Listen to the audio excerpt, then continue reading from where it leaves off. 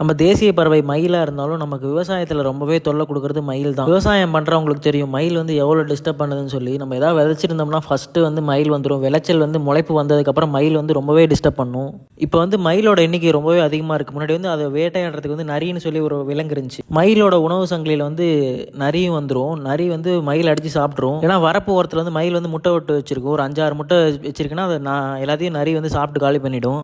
இதனால வந்து மயிலோட எண்ணிக்கை ரொம்பவே கம்மியாக இருந்துச்சு. பாப்புலேஷனும் அதிகமாக இல்லாமல் இருந்துச்சு. கரெக்டாக இருந்துச்சு மயிலோட எண்ணிக்கை.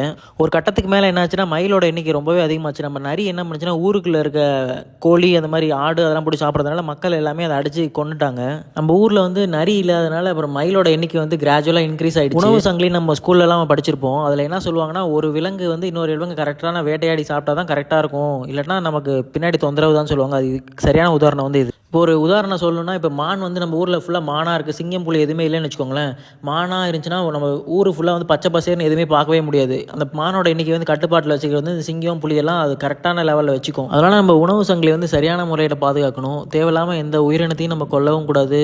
அது பாட்டுக்கு இயற்கை அது பாட்டுக்கு போக விட்டுறணும். உணவு சங்கிலியிலேருந்து நம்ம தலையிட்டோம்னா நமக்கு தான் பின்னாடி பிரச்சனை வரும். இப்போ மயில் எண்ணிக்கை அதிகமானதுக்கு காரணமே நம்ம நிறைய வந்து அப்போ கொண்டு இருக்கக்கூடாது. ஏதாவது 1-2 விட்டு வச்சுக்கணும். ஊருக்குள்ளே வருதுன்னு சொல்லி நம்ம ஏதாவது தடுப்பு மாதிரி போட்டிருந்தோம்னா சரியாக இருந்திருக்கும். அதுக்குன்னு மயிலை கொல்லணும்னு சொல்ல வரல. அந்த உணவு சங்கிலியில் வந்து இந்த நரி வந்து ஒரு முக்கியமான பங்கு வகிக்குதுன்னு சொல்கிறேன்.